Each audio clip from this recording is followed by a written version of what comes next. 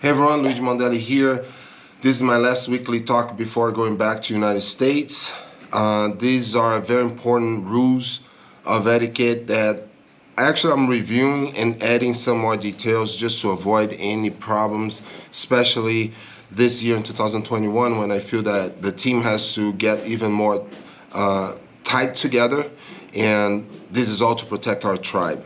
So sorry for all the background noise here. I'm not in my home studio, I'm in Brazil, so you're gonna have some surrounding noises in this video here. So 10 items here, and then I go over again some of the things we have to keep doing because of COVID and to slow the spread and make sure that the whole tribe is safe, the whole team is safe.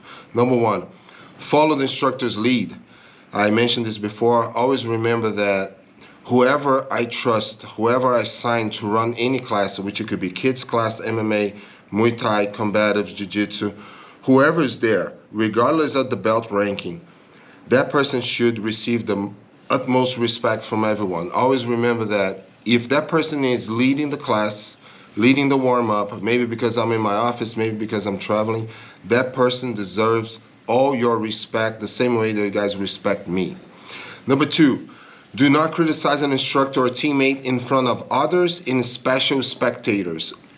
So many times I recruit some assistant instructors. So I recruit a blue belt to help me out, a purple belt, brown belt, another black belt, and sometimes even a white belt. And you see this person there volunteering to help us out, especially when it comes to new students.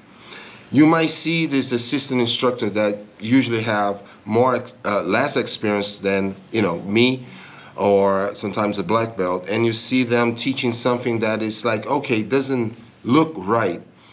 You should never criticize that person in front of anyone, and in special in front of the person that assistant instructor is trying to help.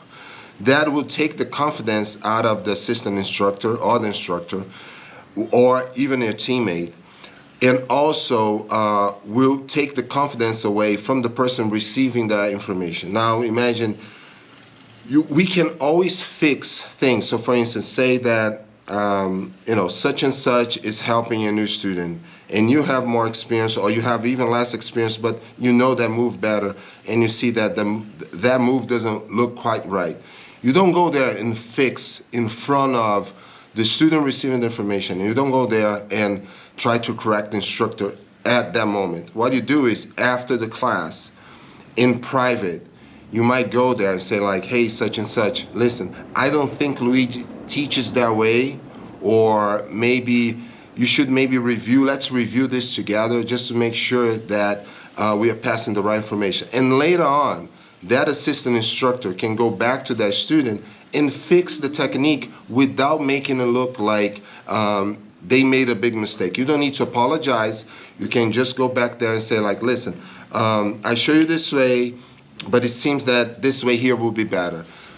You're not embarrassing the assistant instructor, you're not embarrassing your teammate, and you're not taking the confidence away from who is receiving the technique or the instruction. Also, for who's sitting outside, it's not gonna look like we don't have people that know what they're doing. So small little changes and little pieces of instruction we can add in a private setting. So this is very, very important. Number three, keep your composure. I know many times when you're training Jiu-Jitsu, Muay Thai, MMA, kids classes, Combatives, things happen. Sometimes you can be training with a student that we have an amazing group of people. I really believe in all my students. I don't believe that anybody does anything to hurt anyone in purpose. If I see that, you guys know what is my policy. I kick people out of the gym if I see that anybody's being a coward or a bully, and etc. But sometimes you could be training with somebody, and let's say you're trying your move and you get hit by an elbow. Don't get mad at the person. Don't make a scene. Don't drop on the ground screaming and yelling. I always tell you guys that we should not show weakness, and because we're gonna bring this to outside in a self-defense scenario. What we do is, okay, this hurts, give me a second, let me just recover, maybe get an ice pack. Accidents happen. What we do is a contact, all we do are pretty much contact sports. So accidents happen. Very, very important, and this is for all the color belts. You training with the white belt. Remember, white belts train mostly in a survival mode. They don't know much. They are acting to try to protect themselves. Sometimes it's a very new person training Jiu-Jitsu or training Muay Thai. They will have this thing like this self-preservation instinct, like they don't want to get hurt. So they tend to use more strength. They tend to be a little bit more spazzed out or whatever. But you know what I mean. I've been there. I've been a white belt. I've been someone that used too much strength. I've been somebody that spazzed out many times and maybe hurt somebody by accident. You don't take it back. You don't look for revenge or anything like that. That's the stupidest thing in the world. What you do is this. You stop the row and tell the white belt, like, listen, just come down, try to use less strength, let me show you here, and then go from there. Listen, watch out, because sometimes when you're doing this kind of move, you can drive the elbow or the knee, or you can hurt because this is not quite a technique. Let me show you how to do it better. But it's not trying, I had that problem before, it's not trying to teach a lesson. Listen, nobody will learn any lesson if a white belt is going super hard, using all his strength or her strength because they're trying to protect themselves, and you get mad and you do the same thing to them. You didn't teach them a lesson. People never learn like that. What you did is you amplified that behavior. So now, next time the white belt will feel like, wow, I was using all my strength, I was going super hard, and I was, going crazy. And that color belt did the same. So what do I have to do? I have to be like that color belt. So now you're amplifying the problem. So remember, have common sense. You're training with somebody that's going super hard, using all their strength because they don't have the technique quite, settled yet. Stop the training and say, hey, just come down. You don't need to use that much strength. I understand that you're using that much strength because you don't have the resources yet. Let me help you out. That's the right way to do it. Sorry, truck going by. Number 4, follow the rules. The rules are there. If you don't know our rules, ask Sylvia, ask who's in the front desk to give you the welcome package, because I have everything laid out there. Also, I have the rules posted in our board right by the entrance. So follow the rules, okay? All these rules are right there for everybody to see. Do not start rolling or drilling without asking permission. I know sometimes I run late in the morning, like 5 minutes or so. It's my liability. We need to have a higher rank in the room because of insurance issues, liability issues, to know that people are not doing anything stupid. And trust me, I trust you guys, but we might sometime come across somebody trying to do something that I never taught, that I might feel that is dangerous, or just going reckless, or things like escalating to a point that it can become a problem. So remember, we have rules in place. You guys can walk in on the mats like before I get on the mats, and you guys can do your stretching, you guys can do your light warm up. But if the class has already started, you guys know what to do. Wait outside, you come in, shake my hand, shake everybody's hand. This is very, very, very, very important. Do not choose partners unless instructed by the coach. That's number 6. So I mentioned this before. If I'm partnering people up, it's because I want to control the environment and mix the different sizes, belt levels, skills, and try to create a better experience for everyone. I'll be trying to maybe partner up an advanced student with a beginner student. You guys know that I'm big into that. And sometimes I just put in advanced students with advanced students. I know you guys have your best friends, you guys have the people that you get along better. If it's not the format, do not do that, because it's disrespectful and I take offense. You're pretty much overlooking the fact that I'm on the mat. You're just like not giving a crap if I'm there or whoever is there. You're bypassing me, and that is disrespectful in martial arts. If I tell you guys, all right guys, pick your partner, what does it mean? It means that you have to go there and pick your partner. If I say like, okay guys, let me partner you guys up, such and such, go with that person, help that person, such and such, train only with brown, purple, brown, and black belts. I know what I'm doing, the other instructors know what they are doing. all right? Sometimes we go there and we feel that people needs more technique, so we focus on technique. Sometimes I go there and I feel like people need to roll more. Hey guys, more open mat. That's the reason behind it. We have this sensitivity. You guys have to follow that. Number 7, always tell the truth. This is not related to Jiu-Jitsu, but life in general. Always tell the truth. But in Jiu-Jitsu and Muay Thai, I want to put in this context. I go there, I have a bad shoulder and a bad neck, and I tell you like, hey man, I want to go super light, and because I have this injury, and sometimes we have so many good people that say like, what is hurting? So okay, I'm not gonna attack that. 2 seconds later, you turn on like competition survival mode. I'm like, what just happened? First you said you were hurt, and now you're going like a berserk or like a savage or like an animal. I mean, you're not telling the truth, okay?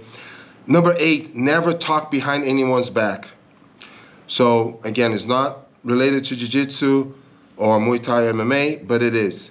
You train with a teammate, you have a problem with a teammate, go to a private place, go to a corner and say, hey, what's happening? That's how we solve problems, with dialogue, all right? Don't assume things and don't talk behind anyone's back. That's one of the things that I despise the most. It's like one student start talking bad about another student to another student that now might have a different opinion about that person, and sometimes it's just a matter of misunderstanding. Number 7, always tell the truth. And number 8, never talk behind anyone's back. Preserves the relationships within the team. Number 9, huge thing, be the teammate you would like the other person to be. The most common sense of probably all of this. Be the teammate you would like the other person to be. Do you want to be a teammate? Do you want your teammate to help you out? Do you want a teammate that give you a really good, hard time without being careless? So I try to play accordingly. I try to play with my students based on their size, their skill levels, and etc. If it's a woman, if it's a kid, if it's an older person, I like to think that everybody that rolls with me enjoy rolling with me. And the last one, respect everybody's goal and experience, age, and athleticism. You are a competitor, but you show up 2 times a week. So you kind of like, in my book, you're not a competitor. So when you go there, you go against somebody like a 64-year-old man that is there just as a hobby, and you try to get your competition training on that person. Sorry, but you're just a jerk to me. I don't want that type of mindset. You can train and you can become better skilled rolling with everyone. Even with a 10-year-old kid, I can get better. I just need to tell that 10-year-old kid what to do, and I'm gonna play my game, I'm gonna be more technical, and I will respect the kid's age, size, and etc. So that applies to beginners, that applies to older people, that applies to people that are not competitors or people that are competitors. Always have that in mind. As far as COVID, don't forget, have your masks with you, on you, when you're walking in on our school. When you get there, we have plenty of hand sanitizers. Before you even get on inside the black hallway, use the alcohol dispensers. There's one on the wall, there's 2 by the counter. Use those alcohol, clean your hands right away. Take your shoes off, keep your shoes like in a safe, organized place. Always clean and wash your gis. Common sense, or your equipment. If you guys are doing Muay Thai or MMA or anything that uses equipment, there are plenty Clorox wipes. Wipe your stuff.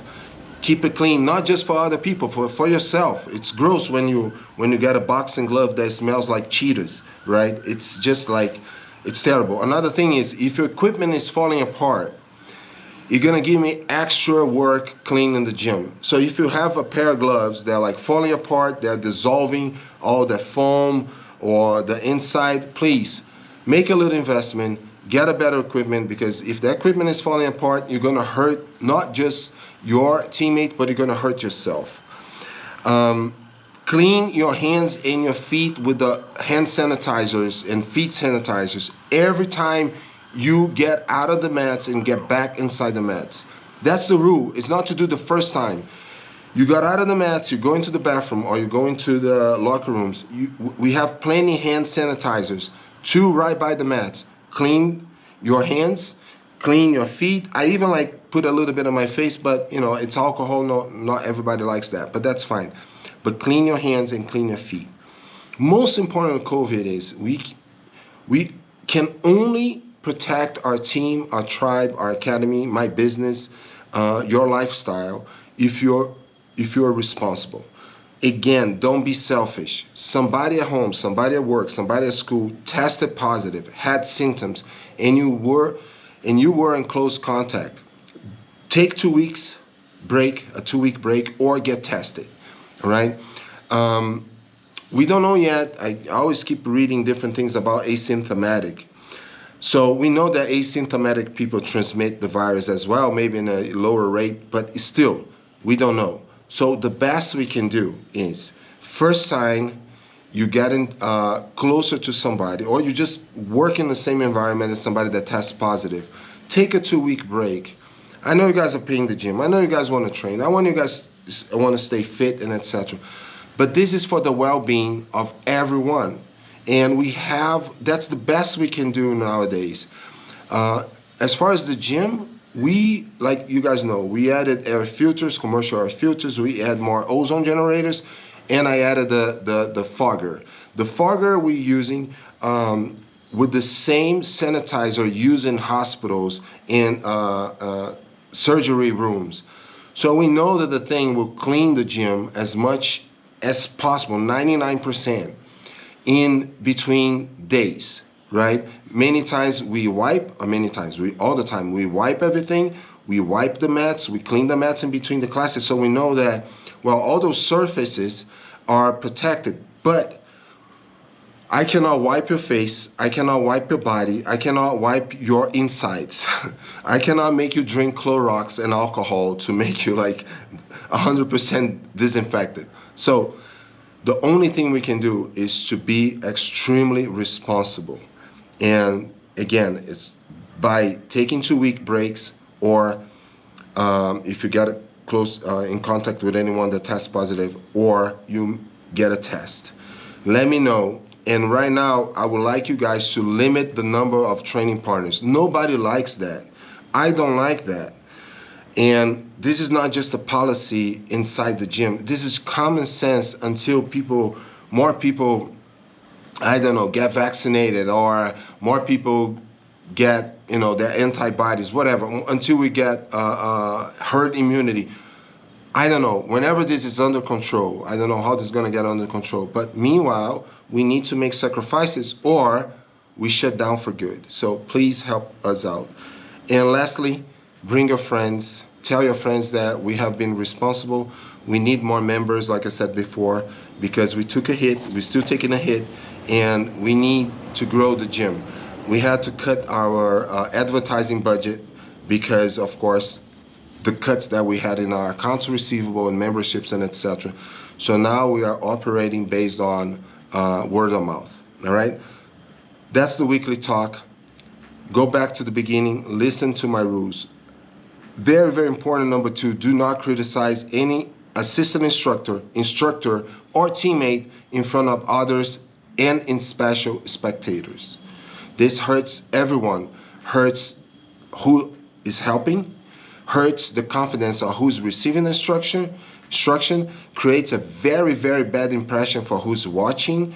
The best is to always take that person to the side and say, like, listen, let's ask Luigi how this is supposed to be done.